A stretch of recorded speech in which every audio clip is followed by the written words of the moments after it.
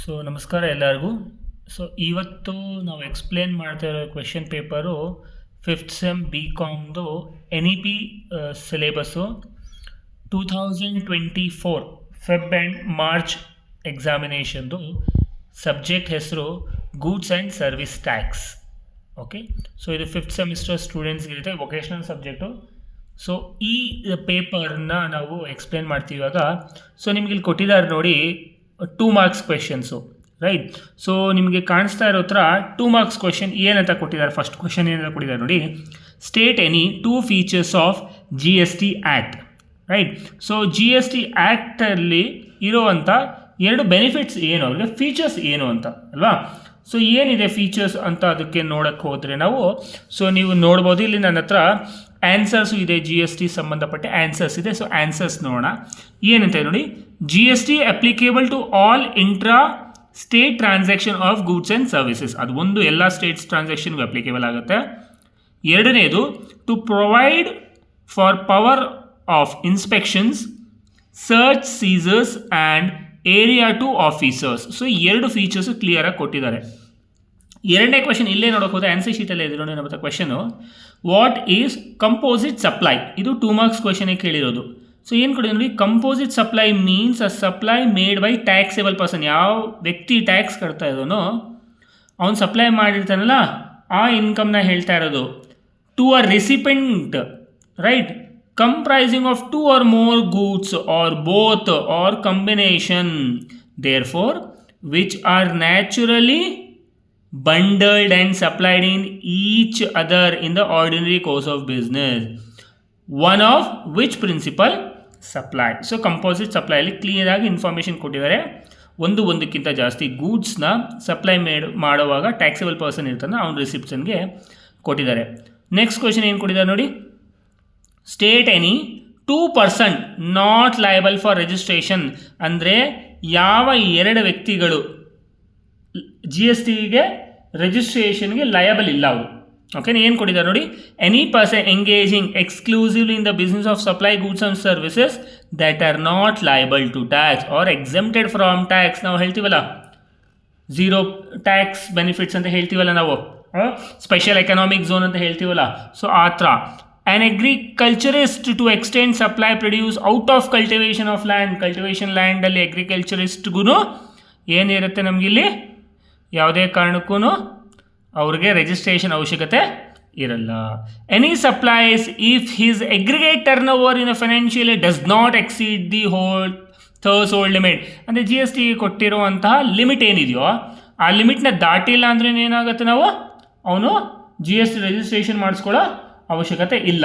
So ಇಂಥ ಕೇಸಲ್ಲಿ G S T registration ಮಾಡೋದು ಕಂಪಲ್ಸರಿ ಇಲ್ಲ. ನೆಕ್ಸ್ಟ್ 4ನೇ ಕ್ವೆಶನ್ ಏನು ಕೊಟ್ಟಿದ್ದಾರೆ ನೋಡಿ, what is taxable event under G S T. ಯಾವ ಈವೆಂಟು ಜಿ ಎಸ್ ಟಿಗಲ್ಲಿ ಟ್ಯಾಕ್ಸೇಬಲ್ ಆಗುತ್ತೆ. Supply of taxable goods and service by registered person, ಯಾರು ರಿಜಿಸ್ಟರ್ಡ್ ಆಗಿರ್ತಾರೋ ಅವರಿಂದ is called taxable event, which also include the time of supply and place of supply of goods and services. What is provisional assessment. So provisional assessment provide a method of determining the tax liability. In case of correct tax liability cannot be determined at the time of supply.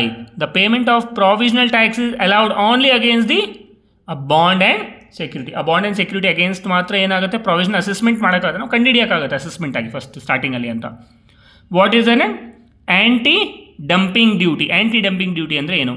So this is levied if a particular goods is imported is below fair market value. fair market valueಕ್ಕಿಂತ ಕಮ್ಮಿಯಾಗಿ import ಮಾಡ್ಕೊಂಡಿದ್ರೆ that duty is known as anti dumping duty. ಯಾವ duty ಅಂತ ಹೇಳ್ತೀವಿ? ಆ್ಯಂಟಿ dumping duty. ಏನು ನಮಗೆ price ಇರುತ್ತೋ, live price ಇರುತ್ತೋ, ಆ ಪ್ರೈಸ್ ಇಂಪೋರ್ಟರು ಮಾರ್ಕೆಟ್ ಪ್ರೈಸ್ಗಿಂತ ಕಮ್ಮಿಗೆ ತೊಗೊಂಡಿದ್ರೆ ಅದನ್ನು ಏನಂತ ಹೇಳ್ತೀವಿ ನಾವು? Anti dumping duty. What is zero rated supply. ಯಾವ ಗೂಡ್ಸು ಝೀರೋ ರೇಟೆಡ್ ಇರುತ್ತೆ? Zero rated supply of goods and service both in which no tax, ಅಂದರೆ ಟ್ಯಾಕ್ಸೇ ಇಲ್ಲ pertaining to that supply is admissible. So ಅದಕ್ಕೆ ಟ್ಯಾಕ್ಸೇ ಇರಲ್ಲ. ಸೊ 2 ಕೇಳಿದ್ದಾರೆ, expand ಕೇಳಿ ನೋಡಿ. ಜಿ ಎಸ್ ಟಿ ಏನಂತ ಒಂದು ಕೇಳಿದ್ದಾರೆ, ಜಿ ಎಸ್ ಪಿ ಅಂತ ಕೇಳಿದ್ದಾರೆ. ಜಿ ಎಸ್ ಟಿ ಅಂದರೆ ಏನು? Goods and service tax network. ಎರಡನೇದು G S P, G S P ಅಂದರೆ ಏನು? Goods and service tax network Suvidha provider. So ಈ ಕ್ವೆಶನ್ಸ್ ಏನಿದೆಯೋ ಇದು ಎಷ್ಟು ಮಾರ್ಕ್ಸ್ ಕ್ವೆಶನ್ ಇದೆಲ್ಲನೂ 2 ಮಾರ್ಕ್ಸ್ ಕ್ವೆಶನ್ಸು. ನಿಮಗೆ ನೋಡ್ಬೋದು ಕ್ವೆಶನ್ ಪೇಪರಲ್ಲೂ ಅದೇ ಥರ 2 ಮಾರ್ಕ್ಸ್ ಕ್ವೆಶನ್ಸ್ ಕೇಳಿರ್ತಾರೆ ನಿಮಗೆ. ಆ 2 ಮಾರ್ಕ್ಸ್ ಕ್ವೆಶನ್ನ ನಾವೇನು ಮಾಡಬೇಕು, ಕ್ಲಿಯರಾಗಿ ಆನ್ಸರ್ ಮಾಡಬೇಕು. ಸೊ ಸೆಕೆಂಡ್ ಏನು ಕೊಟ್ಟಿದ್ದಾರೆ ನೋಡಿ, ಸೆಕ್ಷನ್ 2ನಲ್ಲಿಯೂ ಸಹ ಅವರು ಥಿಯರಿನ ಸ್ಟಾರ್ಟಿಂಗ್ ಕೊಟ್ಟಿದ್ದಾರೆ. Right and out and formation of GST council, what are the objective of custom duty. So ಈ ಕ್ವೆಶನ್ಸ್ ನಾವು ಜಾಸ್ತಿ ಎಕ್ಸ್ಪ್ಲೇನ್ ಮಾಡೋಕ್ಕೆ ಹೋಗಲ್ಲ. ನಾವು ನೆಕ್ಸ್ಟ್ ಎಕ್ಸ್ಪ್ಲೇನ್ ಮಾಡೋದು ಯಾವ ಕ್ವೆಶನ್ ಅಂತ ಹೇಳಿ, ಕ್ವೆಶನ್ ನಂಬರ್ 4. ಸೊ ಒಂದ್ಸಲ ಕ್ವೆಶನ್ ನೋಡ್ಬೇಡ ನಾವು.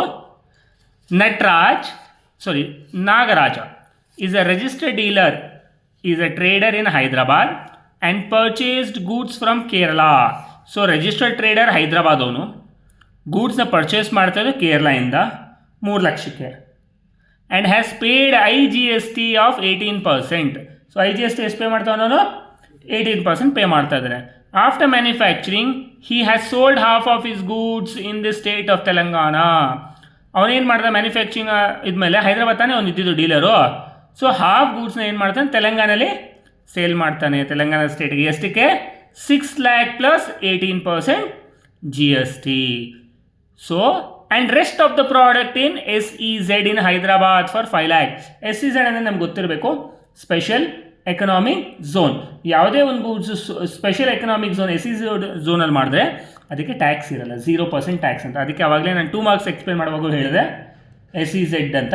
ಸೊ 0 ಟ್ಯಾಕ್ಸ್ ಯಾವಾಗಿರುತ್ತೆ ನಮಗೆ ಅಂತ. So SEZ special economic zones ಇದ್ದಾಗ ಏನಾಗುತ್ತೆ ನಮಗೆ, ಅದಕ್ಕೆ ಯಾವುದೇ ಕಾರಣಕ್ಕೂ ಟ್ಯಾಕ್ಸು ಇರಲ್ಲ. ಸೊ ಇದೇ ಕ್ವೆಶನ್ಗೆ ನಾವು ಆನ್ಸರ್ ಮಾಡೋಣ ಬನ್ನಿ ಈಗ. ಸೊ ನಮಗೆ ಗೊತ್ತು, ನಾವು ಕ್ಯಾಲ್ಕುಲೇಷನ್ ಮಾಡಿದಾಗ ನಾವು ಏನು ಮಾಡಬೇಕು, ಔಟ್ಪುಟ್ ಟ್ಯಾಕ್ಸ್ ಪೇಬಲ್ ಕಂಡುಹಿಡಿಬೇಕು. ಸೊ ಕ್ವೆಶನಲ್ಲಿ ಅವಾಗಲೇ ನೀವು ನೋಡ್ಬೋದು, ಇನ್ನೊಂದ್ಸಲ ತೋರಿಸ್ತೀನಿ. Compute the net output tax payable ಅಲ್ವಾ. ಸೊ ಔಟ್ಪುಟ್ ಟ್ಯಾಕ್ಸ್ ಪೇಬಲ್ ಕಂಡುಹಿಡಬೇಕು. ನಾವು ಏನು ಕಂಡುಹಿಡಬೇಕೀಗ? ಔಟ್ಪುಟ್ ಟ್ಯಾಕ್ಸ್ ಕಂಡುಹಿಡಬೇಕು. ಔಟ್ಪುಟ್ ಟ್ಯಾಕ್ಸ್ ಕಂಡುಹಿಡಬೇಕಂದ್ರೆ ನೀವು ಗುರ್ತಿಟ್ಕೋಬೇಕು, ಇಲ್ಲಿ ನೋಡಿ ಔಟ್ಪುಟ್ ಟ್ಯಾಕ್ಸ್ ಅಲ್ವಾ. ಸೊ ಔಟ್ಪುಟ್ ಟ್ಯಾಕ್ಸ್ ಪ್ರಕಾರ ಏನಿದೆ ನಮಗೆ ಅದನ್ನು ನಾವು ಬರ್ಕೋಬೇಕು. ಸೊ ಔಟ್ಪುಟ್ ಟ್ಯಾಕ್ಸಲ್ಲಿ ನಮಗೆ ಕ್ಲಿಯರಾಗಿ ನಿಮ್ಗೆ ಇನ್ನೊಂದು ಸಲ ಹೇಳ್ತೀನಿ ನೋಡಿ, ನೀವು ಕ್ಲಿಯರಾಗಿ ಹೇಳಿದ್ರೆ ನಿಮಗೆ ಅರ್ಥ ಆಗುತ್ತೆ, ರೈಟ್. ಸೊ ಔಟ್ಪುಟ್ ಟ್ಯಾಕ್ಸ್ ಪ್ರಕಾರ ನಮಗೆ ಗೂಡ್ಸ್ ಸೋಲ್ಡ್ ಟು ತೆಲಂಗಾಣ, ಅವನು ತೆಲಂಗಾಣಗೆ ಎಷ್ಟು ಲಕ್ಷ ಸೇಲ್ ಮಾಡಿದಾನೋ 6 lakh ಸೇಲ್ ಮಾಡಿದ್ದ. ಎಷ್ಟು ಪರ್ಸೆಂಟ್ GSTಗೆ? ಅವನು ಹೇಳೋ ಪ್ರಕಾರ 18% GSTಗೆ. ಸೊ ನಾವು ಇದನ್ನು ಹೈಲೈಟ್ ಮಾಡಿ ಇಟ್ಕೋಣ. ಅವನು ಎಷ್ಟು ಲಕ್ಷಕ್ಕೆ? 6 lakh ಆಫ್ 18. ಸೊ 6 ಲಕ್ಷಕ್ಕೆ 18% ಅವನು GST ಮಾಡ್ತಾ ಇದ್ದಾನೆ. ಅದಕ್ಕೆ ನಮಗೆ 54,000 rupees ಬರುತ್ತೆ. CGST ಮತ್ತು SGST. IGST ಬರಲ್ಲ. ಯಾಕೆ IGST ಬರಲ್ಲ ಅಂತ ಹೇಳಿದ್ರೆ, ಅವನು ಕೇರಳ ಕೊಟ್ಟಿದ್ದಾನಲ್ಲ, ಅದಕ್ಕೆ ಮಾತ್ರ IGST ಪರ್ಚೇಸ್ಗಿರೋದು, ಅವನಿಗೆ ಸೇಲ್ಸ್ಗಿಲ್ಲ. ನಾವು ಮಾಡ್ತಾ ಇರೋದು ಇಲ್ಲಿ ಸೇಲ್ಸ್ದು, ಸೋಲ್ಡ್ ಅಂತ. ಅದಕ್ಕೆ ಫಸ್ಟು ಸೇಲ್ಸ್ ಮೈನಸ್ ಪರ್ಚೇಸ್ ಮಾಡ್ತಾ ಇರೋದು. ಸೊ ಎರಡನೇದು ಅವನೇನು ಮಾಡ್ದ, ಅವನು ತೆಲಂಗಾಣಲ್ಲಿ 6 ಲಕ್ಷ ಸೇಲ್ ಮಾಡಿದ್ನ. ತೆಲಂಗಾಣ 6 ಲಕ್ಷ ಸೇಲ್ ಮಾಡಿದ್ಮೇಲೆ ಮಿಕ್ಕಿರೋ ಗೂಡ್ಸ್ನ SEZ ಝೋನಲ್ಲಿ ಸೇಲ್ ಮಾಡ್ದ, ಸ್ಪೆಷಲ್ ಎಕನಾಮಿಕ್ ಝೋನಲ್ಲಿ. ಸೊ ನಿಮಗೆ ಕ್ವೆಶನಲ್ಲಿ ಎಕ್ಸ್ಪ್ಲೇನ್ ಮಾಡುವಾಗ ಹೇಳಿದೆ, SEZ ಝೋನಲ್ಲಿ ಮಾಡಿದಾಗ ಅದಕ್ಕೆ ಟ್ಯಾಕ್ಸ್ ಇರಲ್ಲ ಅಂತ. ಅದಕ್ಕೆ ಏನಿದೆ? ನೇಲ್ ಟ್ಯಾಕ್ಸ್, ಯಾವುದೇ ಕಾರಣಕ್ಕೂ ಟ್ಯಾಕ್ಸ್ ಇಲ್ಲ, ಇದು 0 ಟ್ಯಾಕ್ಸ್ ಅಂತ ಹೇಳ್ತೀವಿ ನಾವು. ಸೊ ನಮಗೆ ಟೋಟಲ್ ಎಷ್ಟು ಬರುತ್ತೆ ಇವಾಗ? 54,000 ಟ್ಯಾಕ್ಸ್ ಬರುತ್ತೆ. ಈಗ ಸೊ ಪರ್ಚೇಸ್ ಇನ್ಪುಟ್ ಟ್ಯಾಕ್ಸ್ ಏನಿದೆ ನಮಗೆ? Purchase goods from Kerala. ಎಲ್ಲಿಂದ ತೊಗೊಂಡಿರೋ? ಕೇರಳಗೆ. ನಮ್ಗೆ ಗೊತ್ತು ಕೇರಳದಿಂದ ತೊಗೊಂಡ 3 ಲಕ್ಷಕ್ಕೆ. ನೀವು ಕ್ವೆಶನಲ್ಲಿ ನೋಡ್ಬೋದು ಬೇಕಾದರೆ, ಇಲ್ಲಿ ನೋಡಿ ನಿಮಗೆ ಇಲ್ಲಿ ಕೊಟ್ಟಿದ್ದಾರೆ, ಇಲ್ಲಿ 3 lakh ಏನು ಪೇ ಮಾಡ್ತಾನೆ ಇಲ್ಲಿ ನೋಡಿ, ಇಲ್ಲ IGST ಪೇ ಮಾಡ್ತಾ ಇದ್ದಾನೆ. ಸೊ ನೆಕ್ಸ್ಟ್ ನೀವು ಆನ್ಸರ್ ಮಾಡೋವಾಗ ನೋಡಬೇಕು ಏನು ಪೇ ಮಾಡ್ತಾ ಇದ್ದಾನೋ, 3 lakh ಆಫ್ 18%. ಸೊ ಮತ್ತೆ ನೀವು ಇದನ್ನು ಹೈಲೈಟ್ ಮಾಡ್ಕೊಳ್ಳಿ, 3 lakh ಆಫ್ 18%. ಸೊ 3 lakhಗೆ 18% ಅವನು ಕೇರಳದಿಂದ ತೊಗೊತಾ ಇರೋದು. ಸೊ SGST ಇಲ್ಲ, CGST ಇಲ್ಲ. ಯಾಕಂದರೆ ನಿಮಗೆ ಕ್ವೆಶನಲ್ಲಿ ತೋರಿಸಿದೆ IGST ಅಂತ. ಸೊ IGST ಪೇ ಮಾಡ್ತಾ ಇದ್ದಾರೆ 18%, 54,000 ನಿಮಗೆ ಆಯಿತು. ಸೊ ಇಲ್ಲೂ ಏನೋ ಅಷ್ಟೇ ಇರೋದು, ಒಂದೇ ಐಟಮ್ ಇರೋದು ಪರ್ಚೇಸ್ಡು, ಸೆಕೆಂಡ್ ಏನೂ ಇಲ್ಲ. ಸೊ ಅದಕ್ಕೆ ಟೋಟಲ್ ಎಷ್ಟಾಗುತ್ತೆ ಇಲ್ಲಿ? ಡ್ಯಾಶ್ 54,000. ನೆಟ್ ಮಾಡಬೇಕು. ನೆಟ್ ಅಂದರೆ A ಮೈನಸ್ B. ಈಗ example, this is called A, this is called B. A minus B, ಇಲ್ಲಿ 54,000 ಇದೆ, ಬಿನಲ್ಲಿ ಏನೂ ಇಲ್ಲ. ಮೈನಸ್ ಮಾಡಿದ್ರೆ ಎಷ್ಟು ಬಂತು ನಮಗೆ? 54,000 ಬಂತು. ಸೇಮ್ 54,000 ಮೈನಸ್ ಡ್ಯಾಶ್ 54,000 ಬಂತು. ಇಲ್ಲಿ ನೋಡಿ, ಇಲ್ಲಿ 54,000 ಇದೆ, ನಮಗೆ ಡ್ಯಾಶಲ್ಲಿ ಏನೂ ಇಲ್ಲ ಅಲ್ವಾ. ಸೊ ಇಲ್ಲಿ ನಾನು 54,000 ಮೈನಸ್ ತೊಗೊಂಡೆ. IGSTನ ನಾನು ಅಗೇನ್ಸ್ಟ್ CGSTಗೆ ನಾನು ITC ಏನು ಮಾಡಿದೆ? ನಾನು ಅಡ್ಜಸ್ಟ್ಮೆಂಟ್ ಮಾಡಿದೆ, ಅದಕ್ಕೆ ಇದನ್ನು ಮೈನಸ್ ಮಾಡಿರೋದ್ರಿಂದ ಪ್ಲಸ್ ಮಾಡಿರೋದು. So balance amount is adjusted. ಯಾವುದರಿಂದ ಯಾವುದಕ್ಕೆ ಅಡ್ಜಸ್ಟ್ ಮಾಡಿರೋದು ನೋಡಿ, ITC adjusted again GST to IGST. So SGST 54,000 dash 54,000. Next tax payable is 54,000. Clear ಆಗಿ ನಿಮ್ಗೆ ಇಲ್ಲಿ ಮೆನ್ಷನ್ ಮಾಡಿದ್ದೀವಿ. So this is called the next net goods and service tax payable. So ಇಷ್ಟು amount ಅವನು ಪೇಬಲ್ ಮಾಡಬೇಕು. ಇದನ್ನೇ ನಮಗೆ ಕ್ವೆಶನಲ್ಲಿ ಹೇಳಿರೋದು ಏನಂತ, compute net output tax payable. ಅದಕ್ಕೆ ನೆಟ್ ಔಟ್ಪುಟ್ ಟ್ಯಾಕ್ಸ್ ಪೇಬಲ್ ಮಾಡೋಕ್ಕೆ ಏನು ಮಾಡ್ತೀವಿ ನಾವು, output tax minus input tax. So ಗುರ್ತಿಟ್ಕೊಳ್ಳಿ ಸ್ಟೂಡೆಂಟ್ಸ್, ನೀವು ಮಾಡುವಾಗ ಇದನ್ನು ಔಟ್ಪುಟ್ ಮೈನಸ್ ಇನ್ಪುಟ್ ತೊಗೊಳ್ಳಿ. ಔಟ್ಪುಟ್ ಅಂದರೆ ಏನು, ಸೇಲ್ಸ್ ಅಂತ ಅರ್ಥ. ಇನ್ಪುಟ್ ಅಂದರೆ ಏನು, ಪರ್ಚೇಸ್ ಅಂತ ಅರ್ಥ. ಸೊ ನೀವು ಕ್ವೆಶನಲ್ಲಿ ನೋಡ್ಕೊಳ್ಳಿ, ನಿಮಗೆ ಏನಂತ ಕೊಟ್ಟಿದ್ದಾನೆ ಅವನು, CGST ಕೊಟ್ಟಿದ್ದಾನ, SGSTನಲ್ಲಿ ಇದೆಯಾ, ಇಲ್ಲ ಅದನ್ನು ಇಂಪೋರ್ಟ್ ಮಾಡಿ IGSTನಲ್ಲಿ ಕೊಟ್ಟಿದ್ದಾರ ಅಂತ. ಯಾವುದು ಕೊಟ್ಟಿದ್ದಾರೋ ಅದ್ರ ಪ್ರಕಾರ ನಾವು ಕ್ಯಾಲ್ಕುಲೇಟ್ ಮಾಡಬೇಕು. ಸೊ ಇದೇ ರೀತಿ ಇನ್ನೊಂದು 4 ಮಾರ್ಕ್ಸ್ ಕ್ವೆಶನ್ ಇದೆ ನೋಡಿ. ಇದು ತುಂಬ ಸಿಂಪಲ್ ಕ್ವೆಶನ್, ಅದಕ್ಕೆ ಬೇಗ ಇದೇ ಎಕ್ಸ್ಪ್ಲೇನ್ ಮಾಡ್ತಾ ಇದ್ದೀನಿ ಫಸ್ಟ್ ನಿಮಗೆ.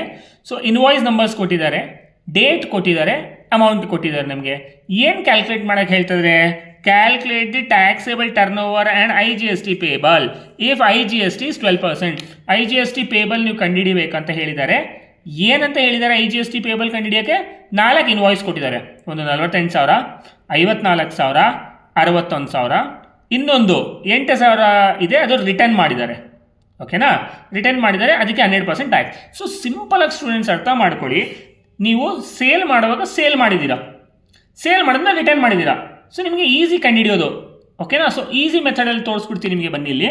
ಸೊ ಇಲ್ಲಿ ನೋಡಿ, ನಿಮಗೆ ಈಸಿಯಾಗಿ ಅರ್ಥ ಮಾಡ್ಕೋಬೇಕು ಅಂದರೆ ನಿಮಗೆ ಈಸಿಯಾಗಿ ಅರ್ಥ ಆಗುತ್ತೆ ನೋಡಿ. ಈಗ ಸಮ್ ಇದು, ಯಾಕಂದರೆ ಇದು ತುಂಬ ಈಸಿ. ಸೊ ಇನ್ವಾಯ್ಸ್ ನಂಬರ್ 191 ಅಲ್ವಾ, ಎಷ್ಟು ಮಾಡಿರೋ ಸೇಲ್ಸು 48,000. ಇನ್ವಾಯ್ಸ್ ನಂಬರ್ 192 ಎಷ್ಟು ಮಾಡಿರೋದು 54,000.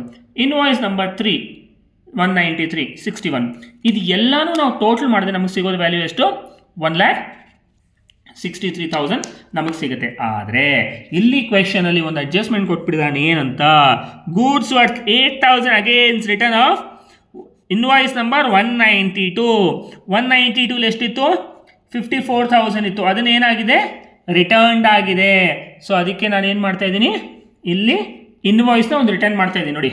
ಇನ್ವಾಯ್ಸ್ ರಿಟರ್ನ್ ಆಫ್ 192 ಎಷ್ಟಕ್ಕೆ, 8,000ಗೆ. ಸೊ 1,63,000ಅಲ್ಲಿ 8,000 ಮೈನಸ್ ಮಾಡಿದ್ರೆ ಎಷ್ಟು ಬಂದು ನಮಗೆ 1,55,000 ಟೋಟಲ್ ಸೇಲ್ಸ್ ಬಂತು, ಟೋಟಲ್ ಟರ್ನ್ ಓವರ್ ಬಂತು. ಅವ್ರು ಎಷ್ಟು ಪರ್ಸೆಂಟ್ ಹೇಳಿದ್ರು ನಮಗೆ GST, ನೀವು ನೋಡ್ಬೋದು ಒಂದ್ಸಲ ಎಷ್ಟು ಪರ್ಸೆಂಟ್ GST ಹೇಳಿದ್ದಾರೆ ಕ್ವೆಶನಲ್ಲಿ ನೋಡಿ. ನೀವು ಹೇಳಿ ಯಾರನ, ಎಸ್ ರಿಮೆಂಬರ್ ಮಾಡ್ಕೊಂಡ್ರಾ 12%. ಸೊ ನಾನೇನು ಮಾಡ್ತೀನಿ ಅಂತ ಹೇಳಿದೆ, ನಾನೇನು ಮಾಡ್ತೀನಿ, GST ಪೇಬಲ್ ಆಫ್ 12% ಆನ್ 1,55,000. ಈ 1,55,000 ಏನು ಕ್ಯಾಲ್ಕುಲೇಷನ್ ಬಂದಿದೆಯೋ ಆ ಕ್ಯಾಲ್ಕುಲೇಷನ್ಗೆ ನಾನು ಇದು ಮಾಡೋಕ್ಕೆ ಹೋದರೆ ನನಗೆ ಎಷ್ಟು ಸಿಗುತ್ತೆ ಅವಾಗ ಅಮೌಂಟು 18,600. ಸಿಂಪಲ್ 4 ಮಾರ್ಕ್ಸ್ ಕ್ವೆಶನ್ ಇದು. ನಮಗೆ ಏನಂತ ಕಂಡುಹಿಡಿಯೋಕ್ಕೆ, ಟ್ಯಾಕ್ಸೇಬಲ್ ಟರ್ನ್ ಓವರ್. ಓಕೆನಾ, so taxable turn over calculate ಮಾಡಿದ್ಮೇಲೆ ನಾವು GSTನ ಕ್ಯಾಲ್ಕುಲೇಟ್ ಮಾಡೋಕ್ಕೆ ಹೇಳಿದ್ದಾರೆ. ಸೊ ಇನ್ನೊಂದು ಸಲ ನೋಡ್ಕೊಳ್ಳಿ, ಎಲ್ಲ ಇನ್ವಾಯ್ಸ್ ಸೇಲ್ ಮಾಡಿರೋದು ಮಾತ್ರ ಇರೋದು. ಸೊ 3 ಇನ್ವಾಯ್ಸ್ ಸೇಲ್ ಆಗಿದೆ. ಅದೇ ಇನ್ವಾಯ್ಸಲ್ಲಿ 192 192 ರಿಟರ್ನ್ ಆಗಿದೆ. ಎಷ್ಟಕ್ಕೆ ರಿಟರ್ನ್ ಆಗಿದೆ, 8,000. ಇಲ್ಲಾಂದರೆ ಹಿಂಗೂ ಮಾಡ್ಬೋದು, ಇನ್ನೊಂದು ಥರ ಮಾಡ್ಬೋದು. ಇಲ್ಲಿ 48,000 ತೊಗೊತೀರಾ, ಇಲ್ಲಿ 54,000 ತೊಗೊಳ್ಳೋವಾಗ ಇಲ್ಲೇ ಬೇಕಾದರೆ ನೀವು 8,000 ಇನ್ನರ್ ಕಾಲಮಲ್ಲಿ ಹಿಂಗೂ ಮಾಡ್ಬೋದು. ನೀವು 54,000 ಮೈನಸ್ 8,000 ತೊಗೊಂಡು ನೀವು ಬ್ಯಾಲೆನ್ಸ್ ಬರೀಬೋದು ಡೈರೆಕ್ಟಾಗಿ, ಯಾಕಂದರೆ ರಿಟರ್ನ್ ಆಗಿದೆ, 8,000 ರಿಟರ್ನ್ ಆಗಿದೆ. ಸೊ ಇದನ್ನು ಇನ್ನೂ ಈಸಿ ಏನು ಅಂತ ಹೇಳಿದ್ರೆ, ನೀವು ಎಲ್ಲ ಫಸ್ಟು ಸೇಲ್ಸ್ ಬರ್ಕೊಂಬಿಡೋದು, ಟೋಟಲ್ ಮಾಡೋದು, ಯಾವ ಇನ್ವಾಯ್ಸ್ ರಿಟರ್ನ್ ಆಗಿದೆ ಆ ರಿಟರ್ನ್ ಇನ್ವಾಯ್ಸ್ನ ಬರ್ಕೊಳ್ಳೋದು, ಟೋಟಲ್ ಮಾಡೋದು. ಏನು ಟೋಟಲ್ ವ್ಯಾಲ್ಯೂ ಬರುತ್ತೆ ಆ ಟೋಟಲ್ ವ್ಯಾಲ್ಯೂಗೆ GSTನ ಕಂಡುಹಿಡಿಯೋದು. ನಿಮಗೆ ಟೋಟಲ್ ಎಷ್ಟು ಮಾರ್ಕ್ಸ್ ಕ್ವೆಶನ್ಸ್ ಇದು, 4 ಮಾರ್ಕ್ಸ್ಗೆ ಇರುತ್ತೆ. ಸೊ 4 ಮಾರ್ಕ್ಸ್ ಈಸಿಯಾಗಿ ಇದನ್ನು ಸ್ಕೋರ್ ಮಾಡ್ಬೋದು. ಗುರ್ತು ಇಟ್ಕೊಳ್ಳಿ, ಈ ವರ್ಷವೂ ಈ ಕ್ವೆಶನ್ ಕಂಪಲ್ಸರಿ ಬಂದೇ ಬರುತ್ತೆ.